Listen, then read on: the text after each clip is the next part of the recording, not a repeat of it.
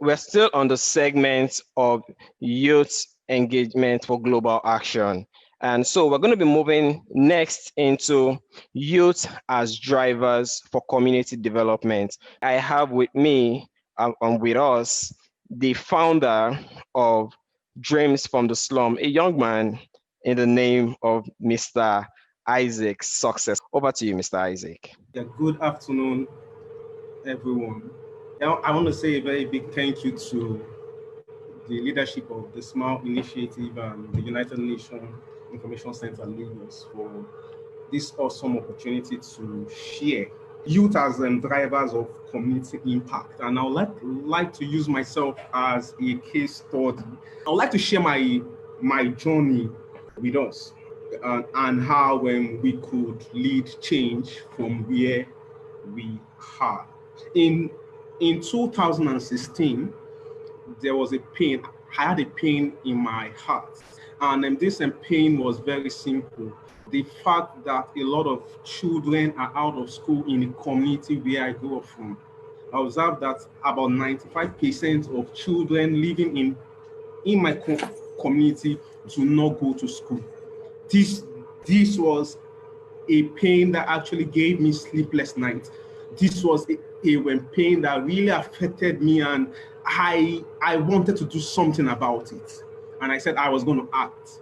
I went to this government school in my community, and I observed that part of the reason why these children are out of school is because their parents are unable to pay some fee, which the head teachers ask them to pay. And based on the information I gathered, the State Universal Basic Education Board has made primary education to be free.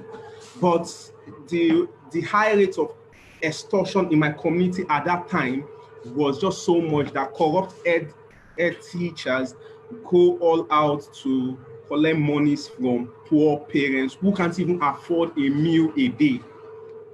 So I took it upon myself to enroll these children to school. But as at that time, the monies they were asking for was between 3,000 to 4,000 naira to have these children that have not to come into school.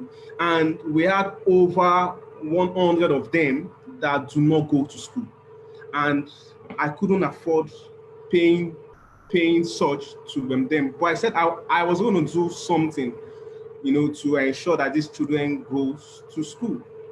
I took it upon myself to visit the State Universal Basic Education Board office to gather more information and to report these corrupt head teachers.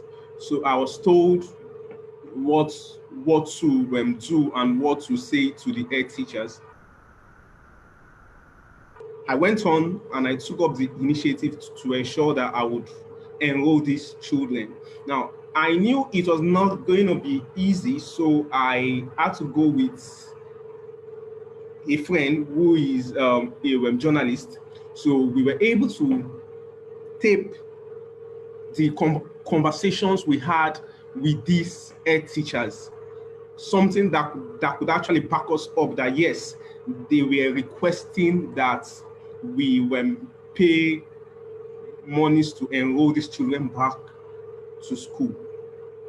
So we went to these schools and we had our facts. We were able to record the conversations, and I told them that I was going to send it to the states, to the State Universal Basic Education Board, and of which I did, and they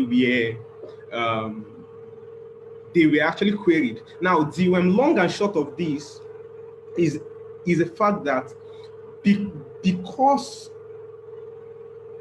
of my action, the high rate of extortion in the schools in my community reduced drastically. Which is because the corrupt head teachers got queried, and everyone was actually afraid of asking people to pay to enroll their children to school. It didn't also stop there. I went ahead to also enlighten people living in the slum communities where I grew up from, not to give in to paying to enroll their children into school. It is only when they want to do a kind of transfer that is when they will get a form. But for the primary school, maybe starting nursery and all that, they are not to pay. They will just get badge and so uniform. So we did a lot of orientation. Now, I did not do this as someone that has or someone that is in government or someone that is from a rich home. I was also from the same slum community, but I didn't like the fact that they were being extorted unnecessarily. So it was a pain to me that I moved and changed into a passion. So that main pain, that thing that I didn't like, what you don't like, it is not about saying complaining. It's about doing something about what you don't like. So I didn't like the fact that the high rate of extortion in our primary school was hindering children from going to school. I had to take action by doing something. So that was how we were able to not just help the children in my communities to go back to school, in other communities across my local government, children were able to go back to school without monetary restrictions. Now, along the line, because of this singular action, along the line, this also had an impact on Lagos as a whole. Why? Because of that action. Because I said I was going to do something, along the line, the high rate of extortion in Lagos as a whole reduced. So I had lots of media interviews and I was advocating for this same cause because there's something about the media. They like stories, so they were able to they were just inviting me. Different media houses, both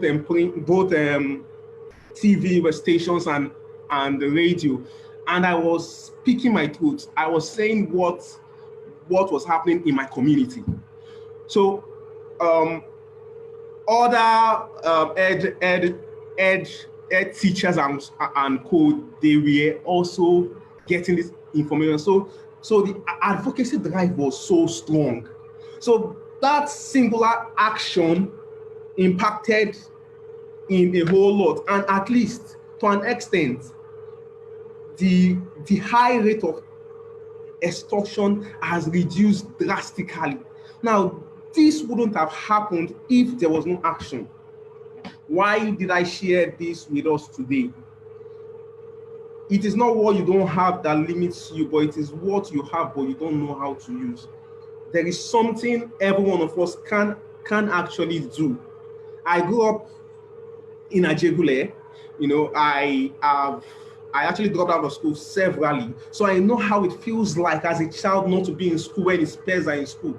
So it was a pain already. And now saying that in the same community where I actually grew up from, children are being deprived of education because of corruption. So it was a pain I said I was going to do something about. And as at that time, I didn't have the finances. I didn't know anyone. I am not an influencer, so there was nothing I could really do. But what I could do was to garner facts. Knowledge is very important. What you know is very, very important. So with all of the information I was able to gather, I took it upon myself to go to the suburb office to be sure that primary education is free. To be sure that a child that wants to enter primary one is not supposed to pay 10,000 naira. So I gathered information. I had enough information to stand against the corrupt practices of these people. not minding the fact that my life was actually threatened. Because here I am still here today. I am standing.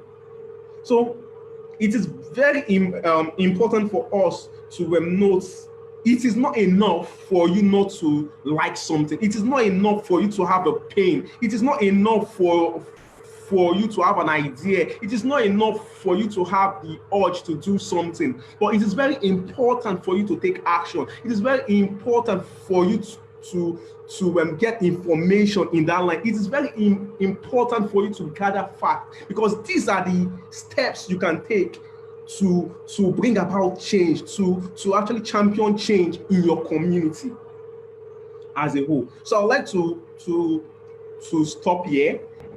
Thank you so much, Mr. Isaac Success. Very, very profound insights you've shared so far.